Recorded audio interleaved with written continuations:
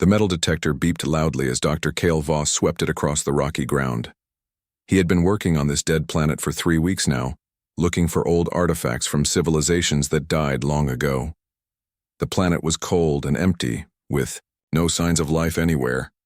"Found something," he called out to his team. His voice echoed in the thin air through his helmet's speaker. Commander Thane Korik walked over, his heavy boots crunching on the frozen dirt.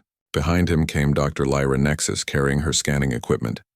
The 3 aliens worked for the Galactic Council, searching for ancient treasures and lost technology. Cale pointed his scanner at the ground. The readings were strange.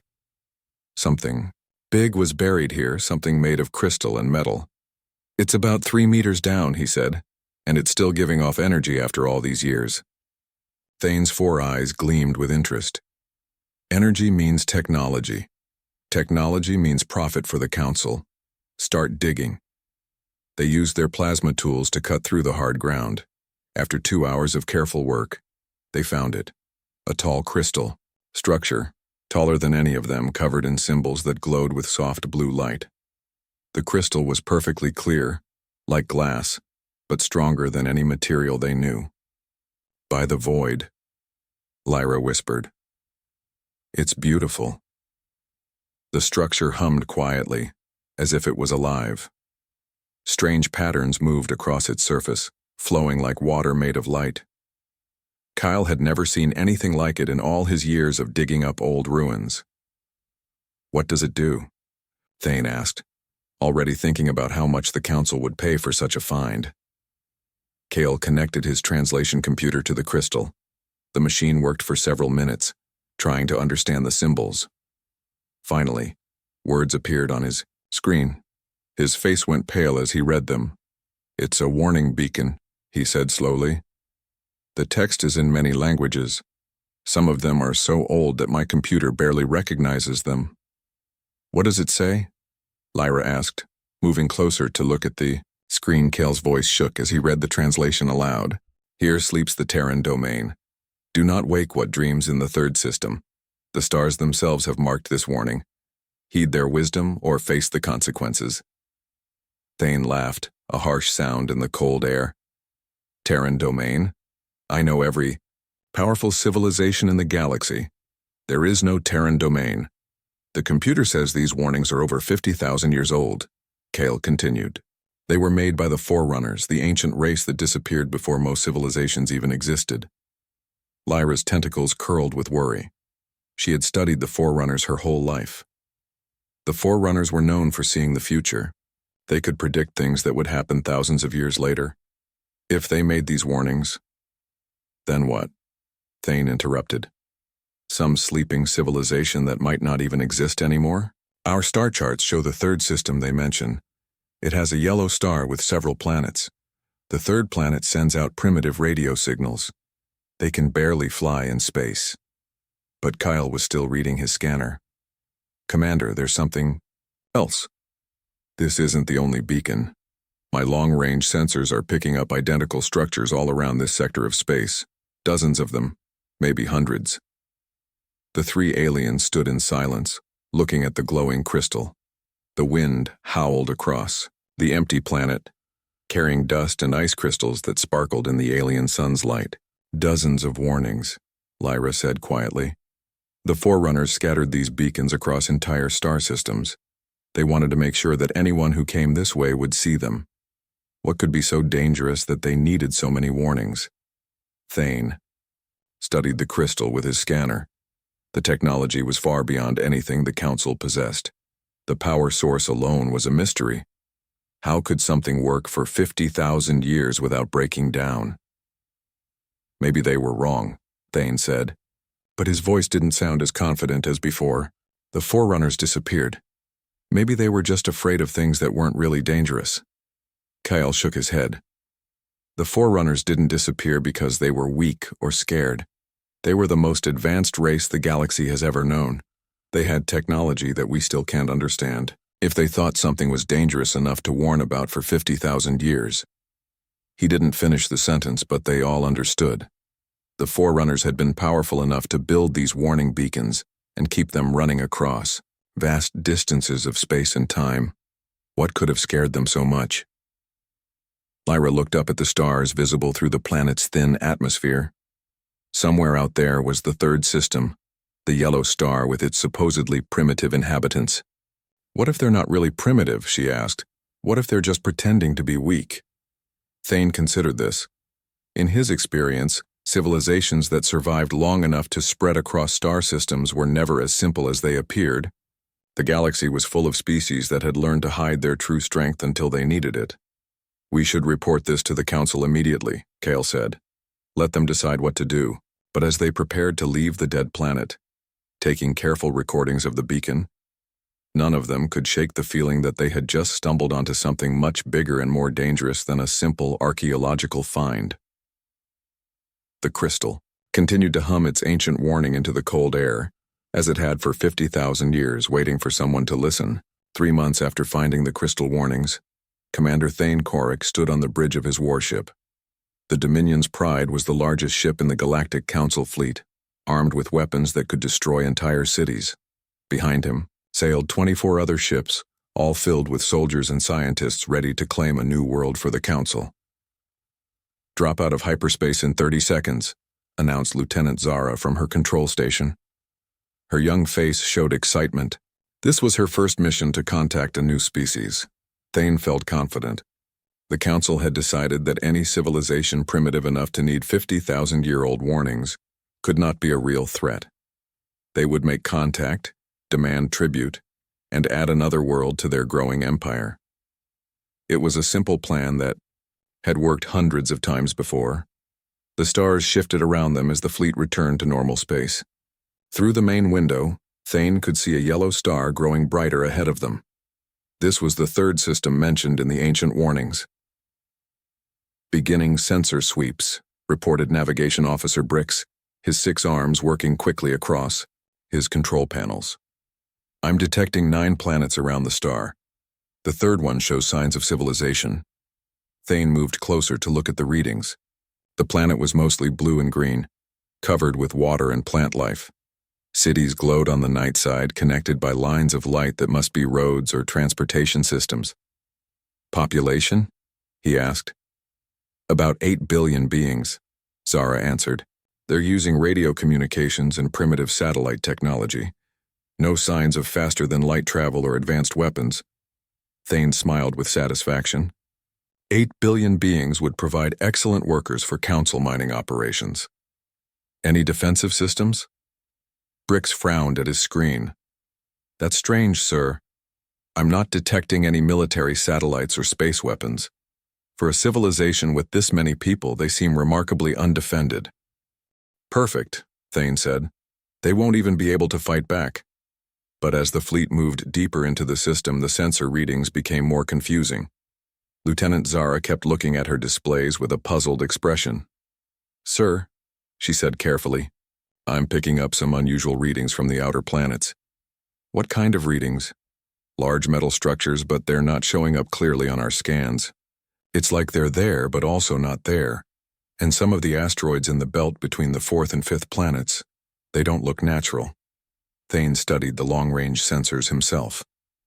The asteroids did seem strangely organized, almost, like they were arranged in patterns. But that was impossible.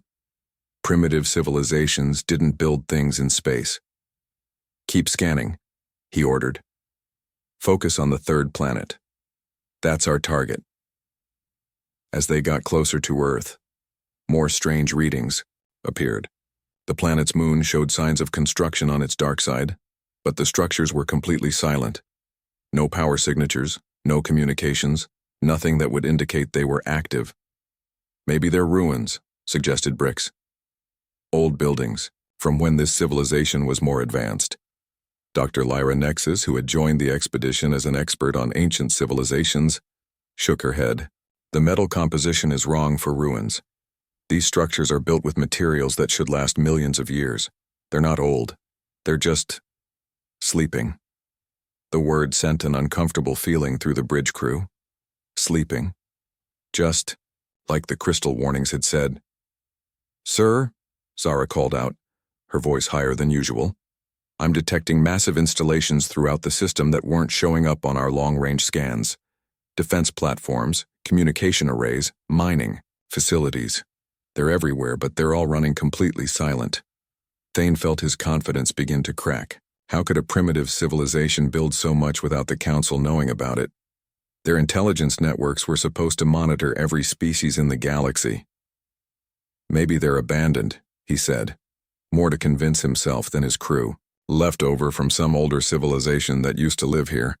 But Dr. Lyra was studying the readings more carefully. Commander, the construction techniques are consistent across all these installations.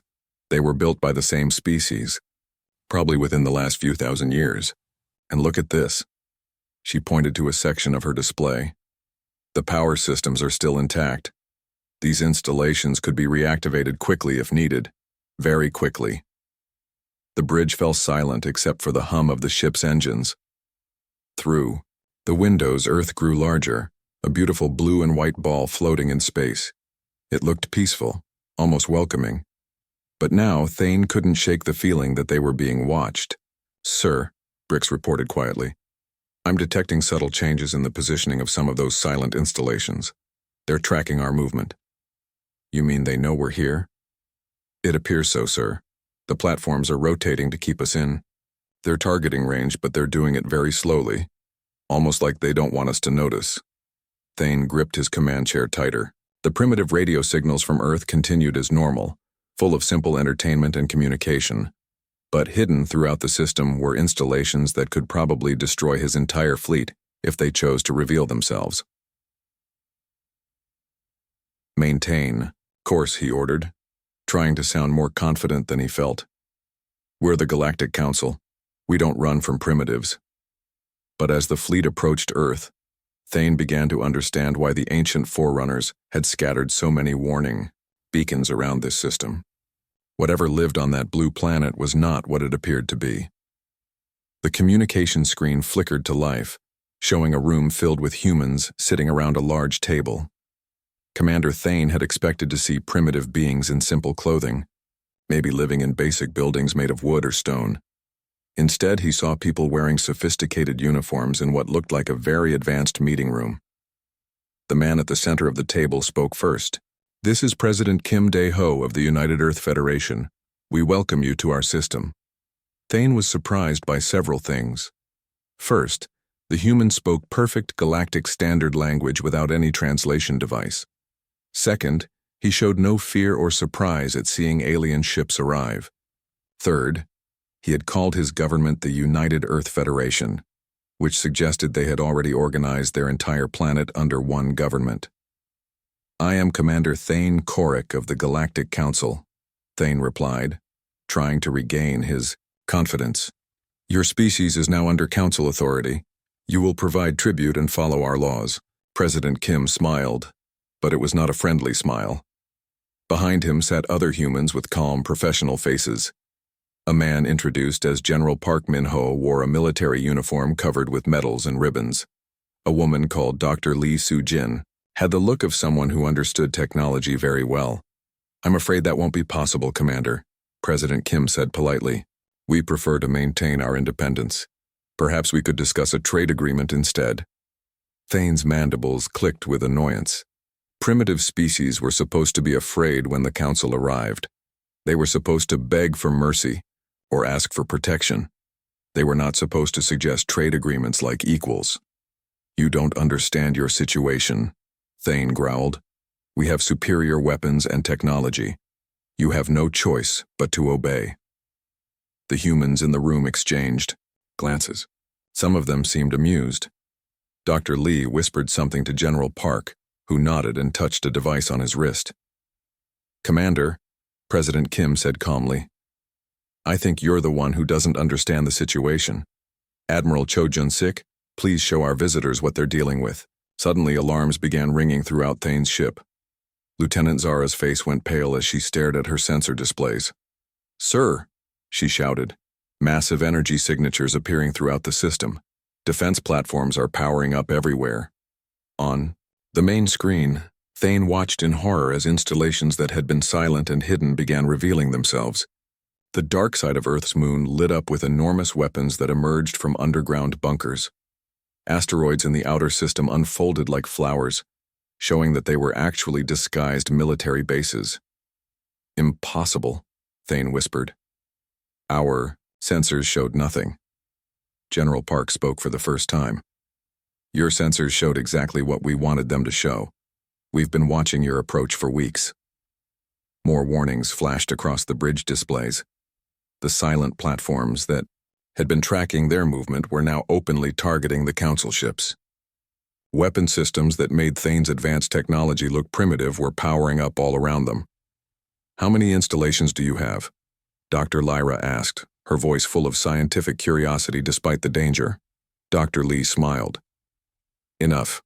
We've had a long time to prepare." Thane realized that everything he thought he knew about this species was wrong. The primitive radio signals were still broadcasting, but now he understood they were just a cover. The real civilization had been hiding, watching and preparing for visitors like him. "You've been pretending to be primitive," he said.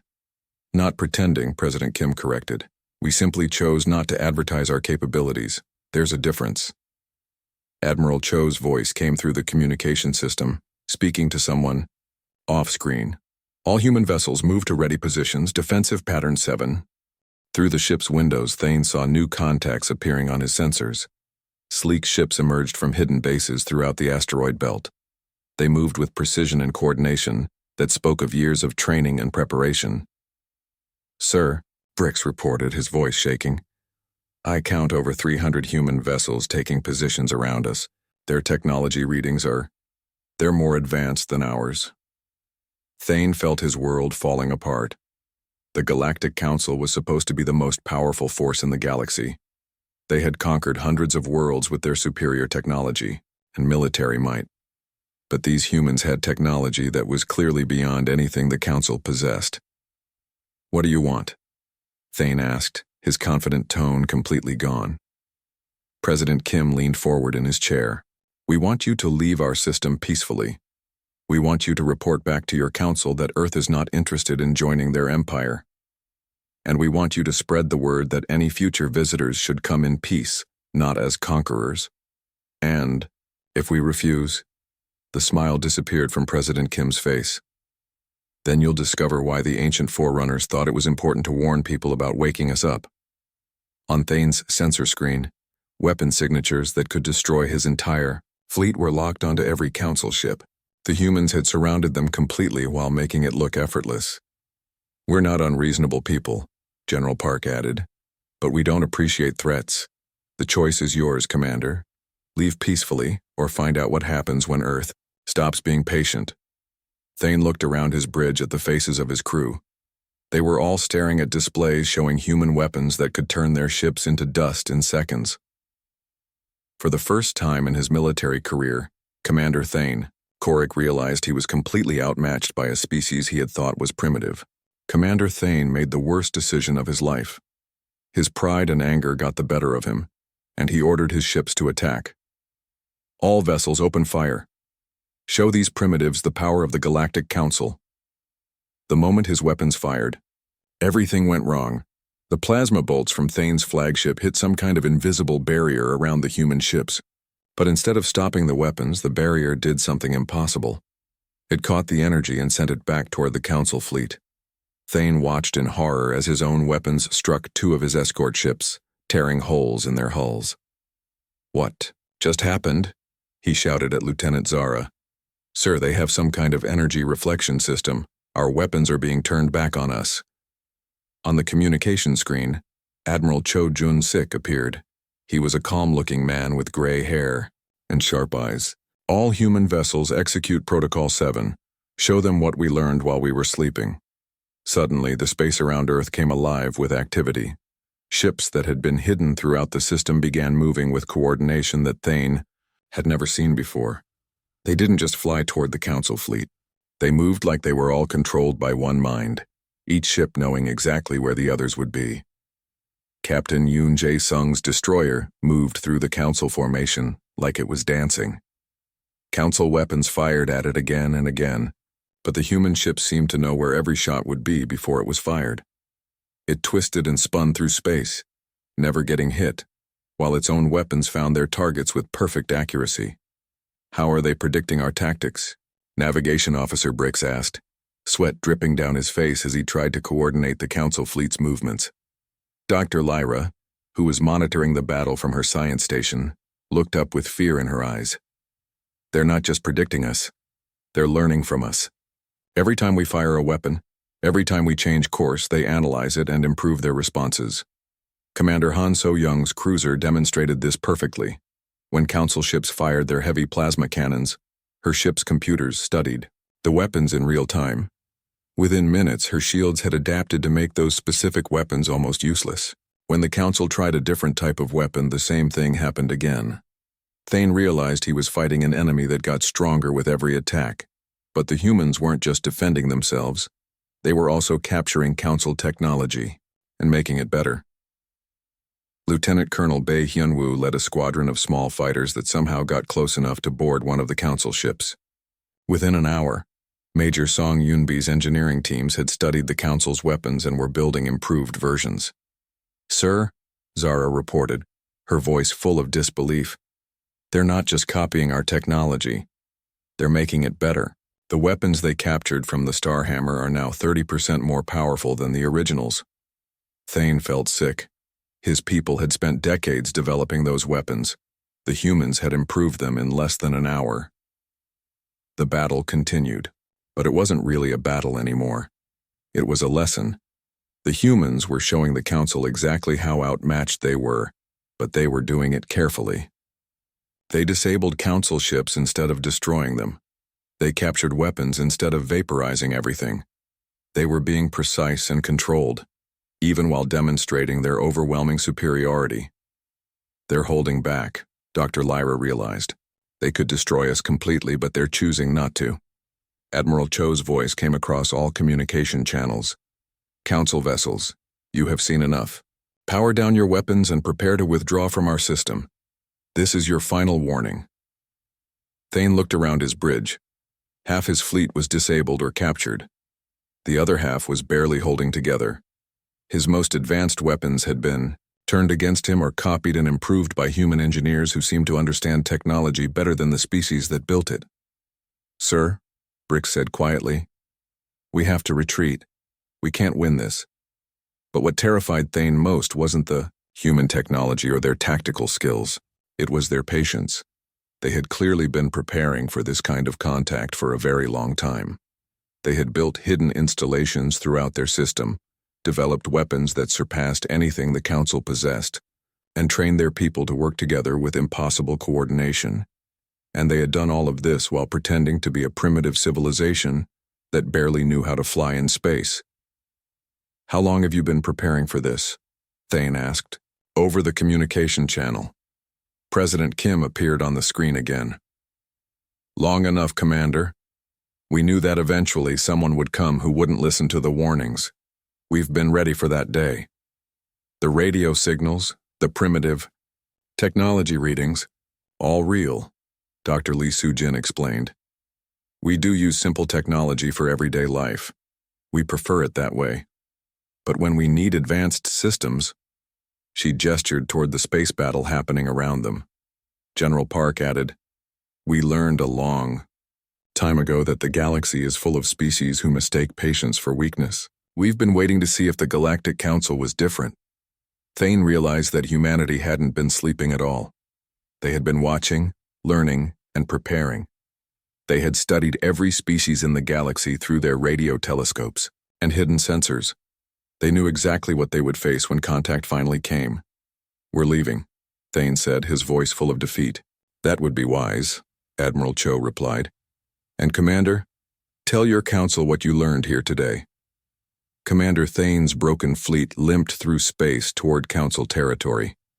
Of the 25 ships that had left to conquer a primitive world, only 12 remained capable of faster-than-light travel.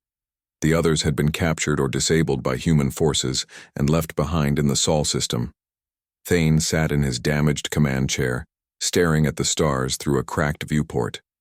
His flagship Dominion's Pride had holes in its hull and half its weapons were gone. but the physical damage was nothing compared to what had happened to his understanding of the galaxy. "Sir," Lieutenant Zara said softly, "we're receiving normal radio transmissions from Earth again." Thane looked at her in confusion. "What kind of transmissions?" "Weather reports, entertainment broadcasts, communication between their cities. Everything sounds completely normal, like the battle never happened." Dr. Lyra checked her long-range sensors. "The human military installations are powering down. They're returning to silent running mode. It's like they're going back to sleep." This was the part that frightened Thane the most. The humans had shown they could destroy the entire Council fleet easily. They had technology that was centuries ahead of anything the galaxy had seen.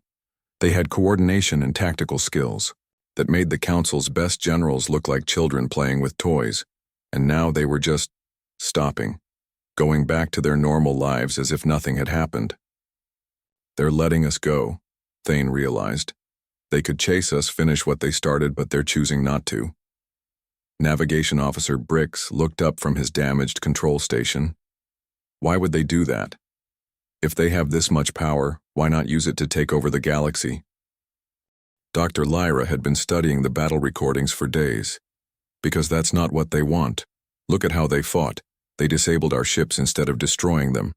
They captured our people instead of killing them. They showed us their strength, then stopped the moment we surrendered." "But why?" Thane asked.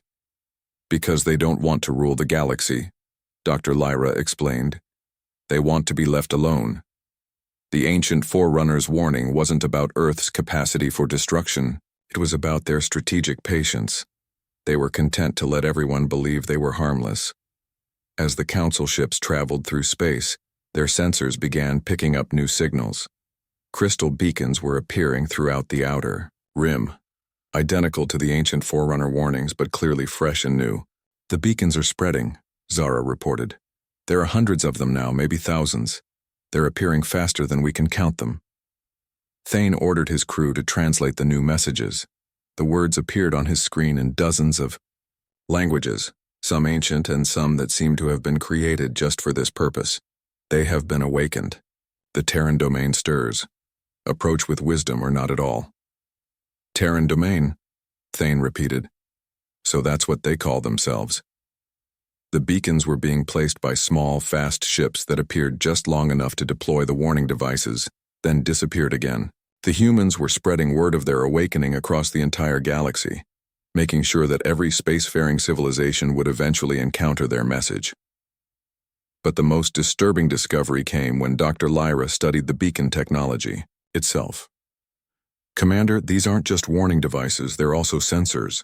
The humans are using them to watch everything that happens in this part of the galaxy." "You mean they're spying on us?" "They're learning about us. Every ship that passes one of these beacons gets scanned.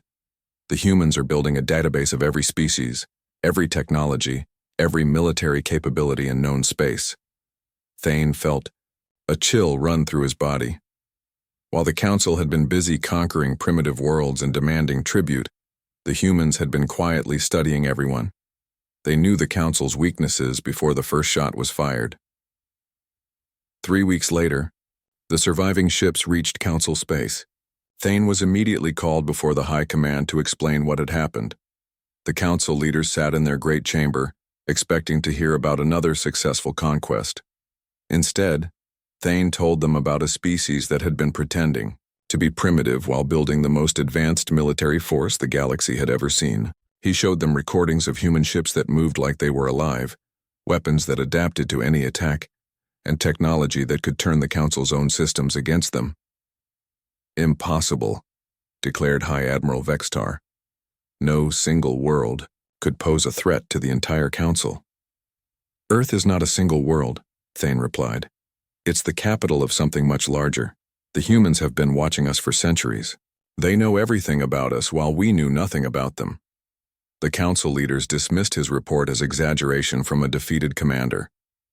But within months, the new beacons had spread throughout Council space. Every merchant ship, every military patrol, every exploration vessel encountered the crystal warnings. And sometimes, those ships reported seeing other things. Fast, silent vessels that appeared just long enough to scan them, then vanished. Human observation posts in empty star systems, signs that Earth's watchers were everywhere, keeping track of everything that moved in the galaxy. Back on Earth, President Kim Dae-ho stood in his office with Admiral Cho Jun-sik and General Park Min-ho. Through the window they could see the city lights of Seoul stretching to the horizon. The Council fleet has reached their territory, Admiral Cho reported. Their commander will tell them what happened here. Will they believe him? General Park asked. President Kim smiled the same calm smile he had shown Commander Thane. Some will, others won't. But it doesn't matter. The galaxy now knows we're awake. Orders, sir? Admiral Cho asked. Resume the long watch, President Kim replied. Let them think we've gone back to sleep. But keep the sensors active, keep learning about them, and make sure the beacons keep spreading. In the depths of space, the crystal warnings continued their ancient song, now joined by thousands of new voices carrying the same message the Forerunners had tried to share 50,000 years ago. The humans were patient. But they were no longer sleeping.